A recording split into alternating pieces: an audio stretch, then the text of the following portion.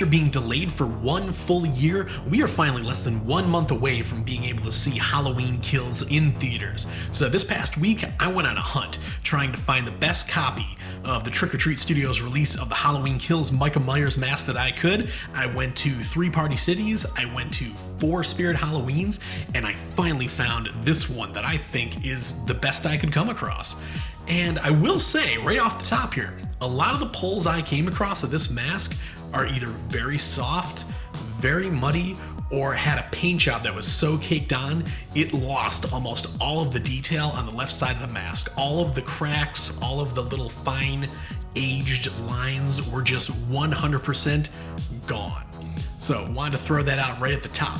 Let's start off with the tag. First off, right here, Halloween Kills, very simple, has Trick or Treat Studios logo up in the top left-hand corner, and this was sculpted by Christopher Nelson, Vincent Van Dyke, and Justin Mabry, just like the H2018 sculpt.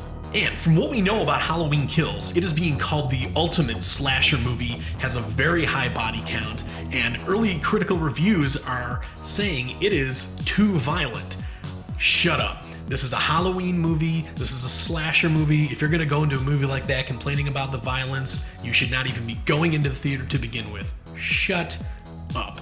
So, with adding in the burn marks on the right-hand side of the mask, in addition to all those cracks from the aging, I think that really brings out the menace of Michael Myers. We've never seen him look quite like this. Came close in the Rob Zombie movies, but this mask, completely different beast.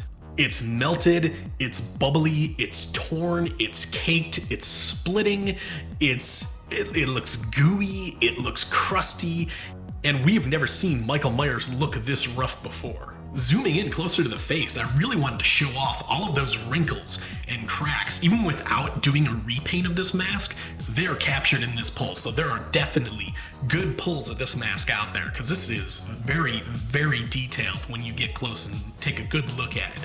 Especially the right side of the mask. It seems that even if you find a soft pull mask, the right side of the mask is still loaded with detail. And that's something I noticed also. It seems that the burn side of the mask is thicker than the non-burn side of the mask. Starting on the left-hand side of the mask, we've got all those fine cracks that are surprisingly well done on this copy. I will say I will be doing a repaint of this mask, but I wanted to find a really good one that had really good definition. Here you can see all those beautiful fine little cracks over on the left-hand side.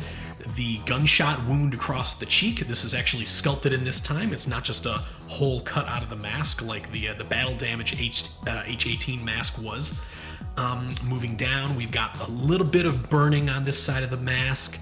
Coming across under the chin, this is where it starts to get more intricate. There's more bubbling, there's more texture. As we move around to the right side of the mask, that is where it starts to get really rough and really bumpy, starts to split. The ear is nearly completely melted away. There is a split coming down through the temple. Coming off of the mouth, we have the bubbling and crusting and splitting that is very Joker or Cheshire Cat-like. And then the hair. It seems that the hair, I can't tell if this was done with a latex or a glue that was painted and stained, or if it was just done with a blowtorch. I highly doubt that because it doesn't have a burn smell to it.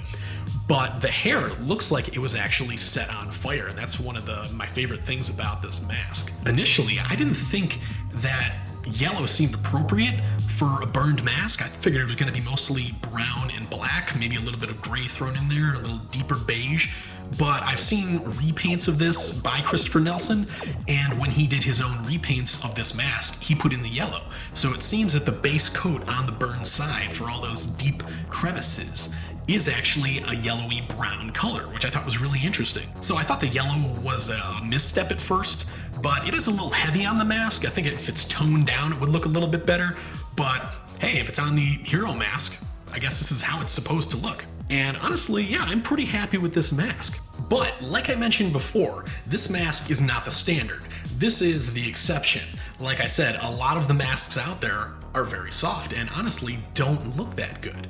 So my final rating, taking this into account, I am going to give this release overall a 3.5. So it's not perfect. It's not an amazing release. I would say this copy is very good, but a lot of them sadly are not that great. It is a $70 mask. You might be able to find it a little bit cheaper, somewhere between $60 and $70. And the problem is when you have masks that are, say, only $25 to $30 or even $35 that have really good paint jobs and really solid pulls that are very detailed, that are, I would say, more generic masks. Obviously, you're not going to find a Michael Myers mask of this quality anywhere else on, a store shelf.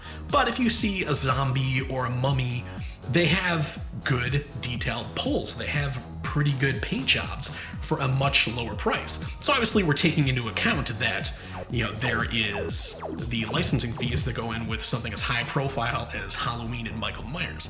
Of course. But it seems that they are sometimes slacking in the finer details. Like I said, Trick or Treat Studios can sometimes be hit or miss. I've said that in some reviews before. The Grandpa mask from Texas Chainsaw, that one was a severe miss. I think I gave that a 2 out of 5. But then the Boat Zombie from Lucio Fulci's Zombie, I think is one of their best releases and is the same price as this mask. And it has a great sculpt, it has a lot of definition, it has a good paint job, and like I said, same price. So sometimes things look really good, sometimes things look okay, sometimes things look not so great. And I'm gonna say, so 3.5 I think is a pretty fair final review for the Halloween Kills mask. And with that, we are going to wrap up this review of the Trick or Treat Studios Halloween Kills mask. If you have any questions, be sure to ask them down in the comments below, and I will do my best to try and answer them for you. I hope you all have a safe October, a very happy Halloween, and I hope you all get to see Halloween Kills in theaters as it should be seen.